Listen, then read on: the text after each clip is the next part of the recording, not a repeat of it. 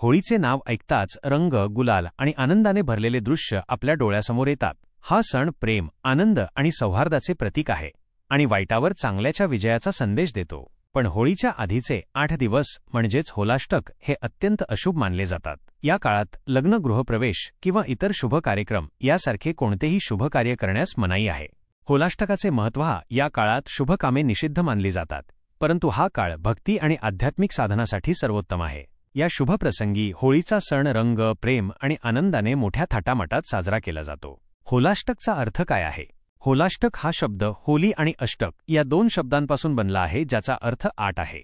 हा काळ फाल्गुन महिन्यातील शुक्ल पक्षातील अष्टमी तिथीपासून पौर्णिमेपर्यंतचा असतो। या काळात होळीशी संबंधित धार्मिक विधी सुरू होतात। ग्रेगोरियन कॅलेंडरनुसार हा काळ फेब्रुवारी-मार्चमध्ये येतो। होलाष्टकाचे महत्त्व। हिंदू धर्मात होलाष्टकाला विशेष स्थान आहे, कारण ते होळीच्या आगमनाची घोषणा करते। या काळात सर्व शुभ आणि शुभ कार्ये निषिद्ध आहेत। तथापि यावेळी ऊर्जेचा प्रवाह जास्त असतो, ज्यामुळे ते ध्यान, मंत्रांचा जप आणि धार्मिक विधींसाठी आदर्श बनते। विशेषतः भगवान विष्णू आणि भगवान नरसिंह यांची पूजा अत्यंत फलदायी मानली जाते। होलाष्टकाचे 8 दिवस।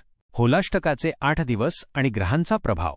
होलाष्टकादरम्यान 9 ग्रहांची विशेष ऊर्जा सक्रिय राहते। जर तुमच्या जन्मकुंडलीतील एखाद्या ग्रहाच्या अशुभ स्थितीमुळे तुमच्या जीवनात नकारात्मक परिणाम होत असतील, तर होलाष्टकाच्या वेळी ग्रहांची शांती केल्याने शुभ फळे लवकर मिळू शकतात। या काळातील प्रत्येक दिवस विशिष्ट ग्रहाला समर्पित असतो आणि त्या दिवशी संबंधित ग्रहाची शांती करणे फायदेशीर असते।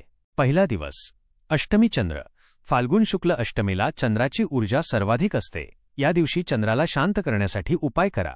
दुसरा दिवस नवमी सूर्य। फाल्गुन शुक्ल नवमीला सूर्याची ऊर्जा प्रबळ असते। या दिवशी सूर्यग्रहाशी संबंधित शांती प्रक्रिया पाळा। तिसरा दिवस दशमी शनी। फाल्गुन शुक्ल दशमीला शनीची ऊर्जा त्याच्या शिखरावर असते।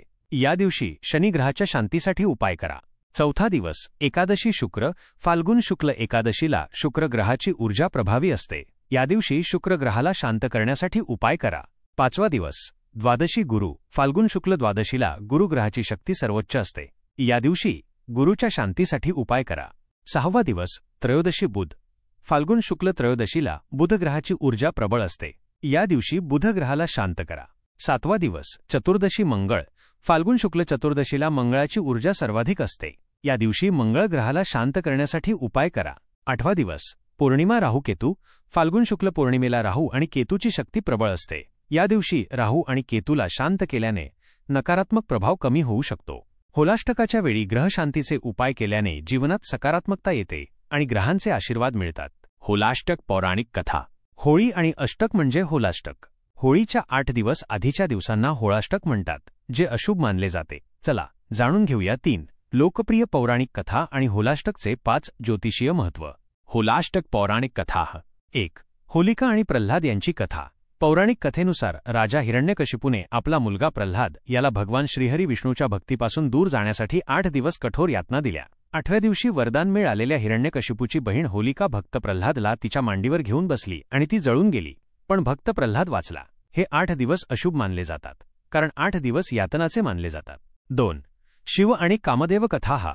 हिमालय कन्या पार्वतीची इच्छा होती की तिचा विवाह भगवान भोलेनाथांशी व्हावा, आणि दुसरीकडे देवतांना माहीत होते की ब्रह्मदेवाच्या वरदानामुळे तारकासूरचा वध फक्त शिवपुत्रच करू शकतात, पण शिव त्यांच्या तपश्चर्येत घडून गेले होते। मग सर्व देवांच्या सांगण्यावरून कामदेवाने शिवाच्या तपश्चर्येत बाधा आणण्याचा धोका पत्करला। त्यांनी प्रेमाचा बाण सोडला आणि भगवान शिवाची तपश्चर्या भंग केली। शिवाला खूप राग आला आणि त्यांनी तिसरा डोळा उघडला। त्याच्या क्रोधाच्या ज्वाळांमध्ये कामदेवाचे शरीर भस्मसात झाले। 8 दिवस कामदेव शिवाची तपश्चर्या सर्व प्रकारे विस्कळीत करण्यात मग्न होते। शेवटी शिवाने क्रोधित होऊन अष्टमीला कामदेवला जाळून टाकले। नंतर देवदेवतांनी त्याची तपश्चर्या भंग करण्याचे कारण सांगितले। तेव्हा शिवाने पार्वतीला पाहिले आणि पार्वतीची पूजा यशस्वी झाली आणि शिवाने त्यांना पत्नी म्हणून स्वीकारले। म्हणूनच अनादी काळापासून खऱ्या प्रेमाच्या विजयाचा सण होळीच्या आगीत प्रतिकात्मकरित्या वासनायुक्त आकर्षणाचे दहन करून साजरा केला जातो। 3. श्रीकृष्ण आणि गोपी। असे म्हटले जाते की होळी हा 1 दिवसाचा सण नसून संपूर्ण 8 दिवसांचा सण आहे। भगवान श्रीकृष्णाने 8 दिवस गोपींसोबत होळी खेळली आणि धुलेंडीच्या दिवशी म्हणजे होळीच्या दिवशी रंगांनी माखलेले कपडे अग्नीच्या स्वाधीन केले। तेव्हापासून हा सण 8 दिवस साजरा केला जाऊ लागला। तर मित्रांनो, हा व्हिडिओ कसा वाटला हे आम्हाला कमेंटमध्ये नक्की कळवा। अजून अशाच रोचक आणि माहितीपूर्ण व्हिडिओंसाठी चॅनलला सबस्क्राइब करा आणि बेल आयकॉन दाबा, जेणेकरून नवीन व्हिडिओच्या